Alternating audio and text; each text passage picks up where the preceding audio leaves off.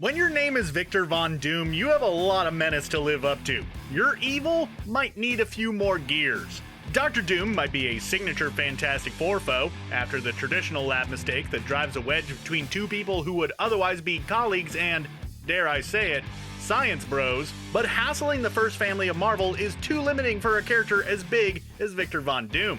Dr. Doom operates on the principle of with great power comes great gimme gimme. With power grabs as his MO, there have been some pretty powerful variants. So how about we take a look at a few? Let's go ahead and dive right into it. Your stock Dr. Doom already is the total package. So complete, in fact, that IGN ranked him as the third best villain in comics. Mad Scientist? The maddest. His machinations only rivaled by his rival Reed Richards. Evil Wizard? Sure, why not? He's so dedicated to pulling power out of magic that he'd unnerve Doctor Strange. Maybe not Wong. Wong seems fairly unflappable.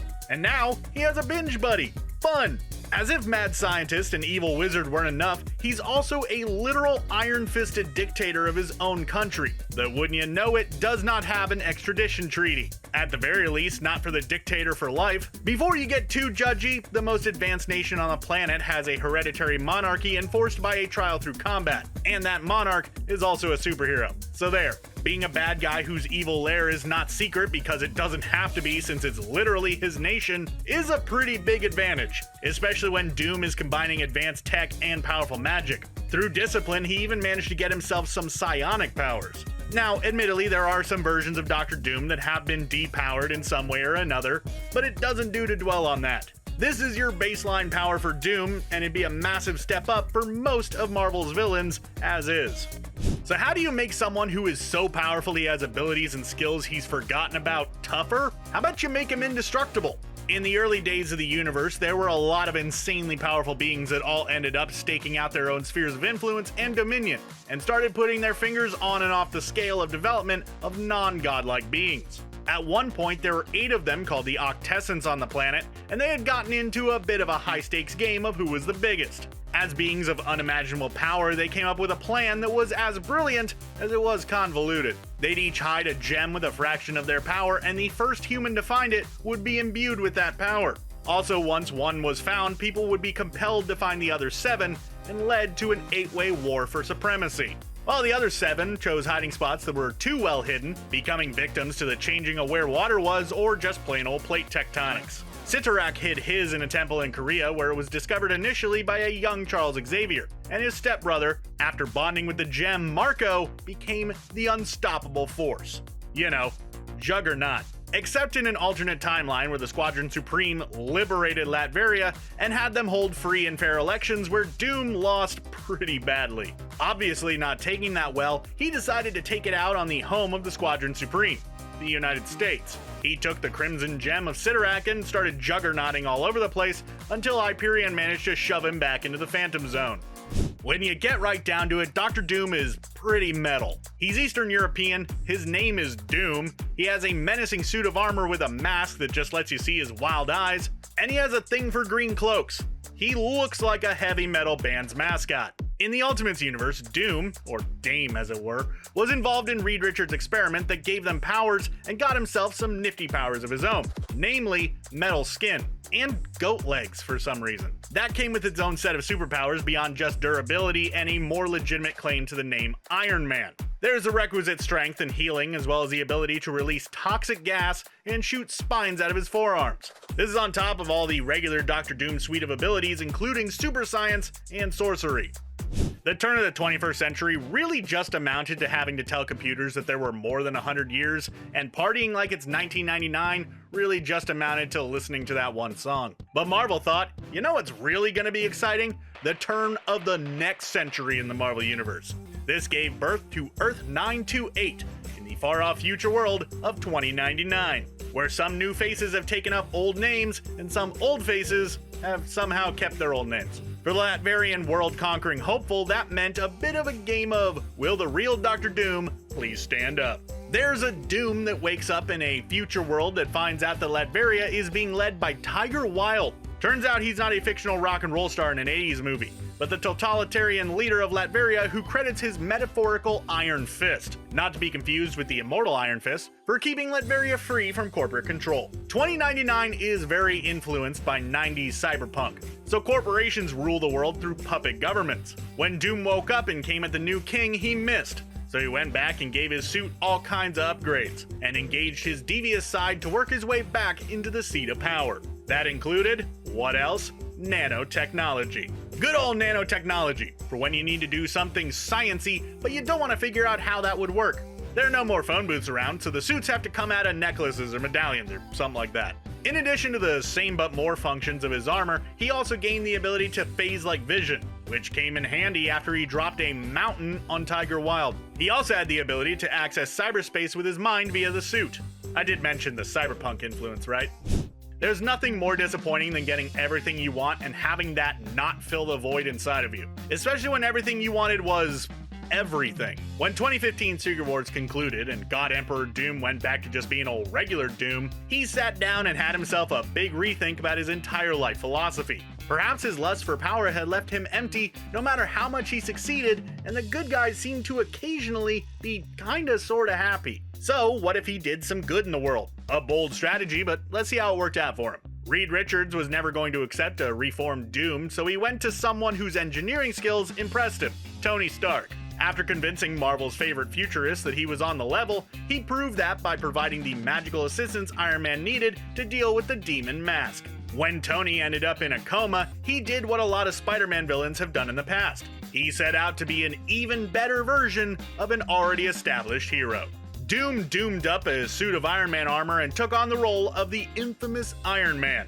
He didn't pick just any armor either. He picked Iron Man Mark 51, a suit of armor riddled with that sweet nanotechnology that allowed the armor to adapt to different tools, similar to Iron Man's Infinity War/Endgame armor. He even added a defense against people phasing through the armor, and if situations were to get to be too much for the person inside the suit, they could just drop them off and go finish the fight on its own. Doom added 2 more unibeams so that he could triple blast them. He also juiced it up with a number of spells, the one thing that Tony isn't that great at. Tony would eventually revive from his coma, and pressure from bad guys and good guys alike ended up driving Doom back to the evil side. Earth 939 answers the question, what if Doom became a student of the Ancient One? The story has Doom turning to the Sorcerer Supreme after he was unable to save his mother from Mephisto. Despite their moms having different names, the Ancient One agreed to help Doom all the same. When Stephen Strange showed up looking for magical assistance with his broken hands, Doom, naturally, just removed his hands and put advanced robotic hands in their place. This restored his skill as a surgeon and probably made him really good at the holophone. Together, the Ancient One and Doom made another attempt to defeat Mephisto and succeeded, but the Ancient One didn't make it to the after party. Without the Ancient One, he was unable to stop Dormammu, until he remembered he was Dr. Doom and hopped on his time platform to get the obsidian blade he needed to do the deed. Unfortunately for Doom, Dormammu's parting shot meant that he wouldn't be around for the after party either. But Doom had a contingency plan, a Doombot who would overwrite the closest person at the time of his death with his own memories and personality. As it happened, it was Stephen Strange with his cool robotic hands. Doom has always been a skilled sorcerer, but this was at the top of his magic using game. Not to mention the fact that he got the Cloak of Levitation, which was just awesome. One little puddle of sentient space goop abandoned by the beings who experimented on it has really managed to do a number on the Marvel Universe as a whole. Even though it was later revealed that he had hosts before, it was when the symbiote that would become known as Venom met Spider-Man that he was a forever changed pile of goop. It turns out that there were a lot of ways to corrupt a symbiote. The spores that made up the poisons discovered that corrupting symbiotes could move them from prey to predator. They eventually hit upon skipping through the multiverse and also hit upon a winning strategy. First, infect Clintar, the home of the symbiotes. Then take these infected symbiotes to Earth and infect the heroes and villains there. Then profit. What? Crushing slow death? Then crushing slow death? Jean Grey was eventually able to defeat the Hive's queen, releasing all but 2. This is another instance of Dr. Doom getting his Dr. Doom chocolate powers into the peanut butter of someone else's powers. and the two great tasting great together. He's still regular Doom like his 616 counterpart, but now with all those Venom abilities as well. Speaking of getting one's chocolate into someone else's peanut butter, which is totally not an innuendo, I swear, Marvel and DC have maintained a friendly and sometimes not so friendly rivalry as America's two big comic book publishers. On the friendly side, Marvel and the distinguished competition have occasionally gotten together to imagine what it would be like if they shared a universe. One such example was the Amalgamation comics. In that universe, Victor Von Doom was a Cadmus scientist who was obsessed with the alien Doomsday. In the grand old history of poorly conceived self-experimentation, Doom eventually got some of his Doomsday adaptive powers, as well as strength, durability, and immortality. And of course, a powerful suit of armor and a dope name. Oh, we're not done with Doom plus another being's powers equals a very powerful Doom. In fact, it's most of what's left of this video. Like the time Doom found himself in the ego way and became Doom the Living Planet. Actually, this is just one of the 2 times that he did that, but more on that later. In Astonishing Spider-Man and Wolverine #2, an older Doom found the only thing big enough to hold his ego, an entire planet. In both instances, it's still a knowledgeable and powerful Doom, but with the added power of him being his own world, complete with an orbit and everything. Doom may be power hungry, but never let it be said that he'll sell his dignity for a fake opportunity. In Avengers #40, he found himself yoinked into another reality where the Phoenix Force was holding a bit of a contest to see who was the best to receive the Phoenix's not unsubstantial power. It's something he's super into at first, until he finds out that no one is really there to try out, but to provide disposable foes while they try to give it to Steve Rogers. After a few Phoenix Juice battles, Doom decides to walk away. Which is probably a good thing, since mixing the extraordinarily powerful Phoenix Force with Dr. Doom's everyday threat level wouldn't bode well for pretty much anyone. In the MCU, we found out just how powerful Wanda Maximoff can be, even while she's being reasonable. In the MCU and the Marvel Universe in general, Scarlet Witch is a bit of a wild card, essentially being a being of unimaginable power. She can't even imagine how powerful she is. During the Children's Crusade storyline, it was discovered that Dr. Doom had been squirreling away with the Scarlet Witch, turning up the wick on her powers that would eventually lead to Avengers Disassembled and M-Day. The purpose, of course, was to siphon off all of that power for himself, because Doom gonna Doom. In exchange for not stopping him, and in fact letting him become the king of the world, Doom offered to make the lives of everyone on the Young Avengers and X-Men super happy, complete with revived dead people and everything. There were no takers, and the two groups instead engaged with Doom, ultimately dissipating all of that new power. The power cosmic is the top of the chain when it comes to powers you can just get outside straight omnipotence. It is the unlimited energy of the universe funneled through the lens of whoever is using it. For the Silver Surfer, one of the most powerful beings in the Marvel Universe, that means a cavalcade of godlike powers. He can not only fly on the cosmic spaceboard, but he can fly through time and infinite space. He can phase through things and even has the ability to see potential futures. Naturally, Doom wanted in on that. So in Fantastic Four #49, Doom is able to trick the Silver Surfer into looking the other way, just in time for a machine to funnel the powers of people and bestow them on himself. He defeats the Fantastic Four, leaving them the message that he was unstoppable now and they should just sit out his next plans for world domination. The mistake? Galactus' barrier was still up, and that prevented the Surfer from leaving Earth. It then stripped Doom of the power cosmic, returning him to the planet he spent his life trying to conquer. One of the problems with Dr. Doom's desire to rule over basically everything is that he's not alone in that goal. Loki, Kang, Thanos, there are some big hitters in the Iron Grip gang. In one reality, Loki is the one who came up aces when he became king and more or less wiped out the humans of Midgard, save for Doom. Turns out he was less interested in leading as he was making his brother feel bad. Doom went back in time to gather up the powers of the prehistoric Avengers, including the Iron Fist, Spirit of Vengeance, the Sorcerer Supreme's accessories, and the Star Brand. When he returned, he found out that Allfather Thor had restored humanity but turned Latveria into a garden. That culminated in a 99-year-long fight with the Phoenix-powered Thor before finally losing with just his face remaining. That was enough to have Doom come back as a living planet, a tool of Mephisto. Being able to sustain a near-century-long battle with a Thor juiced up on the Phoenix Force is no small feat, but he ultimately lost and went the Korg route, ending up as just a face. Then a living planet because why not? He would later become a member of and headquarters for the multiversal Masters of Evil, mostly because rent prices are a little bit out of control.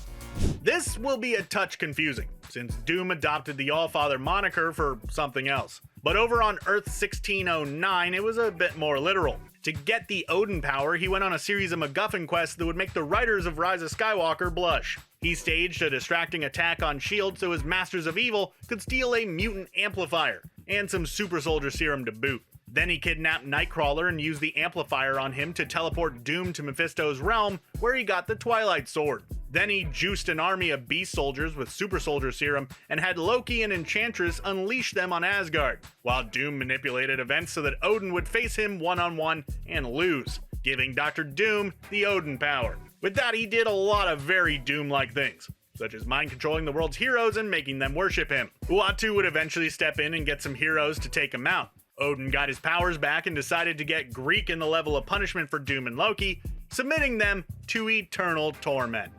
How do you top the near omnipotence of the Odin power, or really any of these essentially omnipotent versions of Doom? By going all the way. The Beyonder is a problem with his casual disregard for the mortals that he plays with, but he is ultimately just a curious cat about their behaviors. Doom is all the way malicious. So when the Beyonders set in motion Secret Wars, what made it all a big problem is Doom looking at the Beyonders' power the way I look at a burrito. Gotta have that burrito. I mean power. Burrito power! That's a different comic.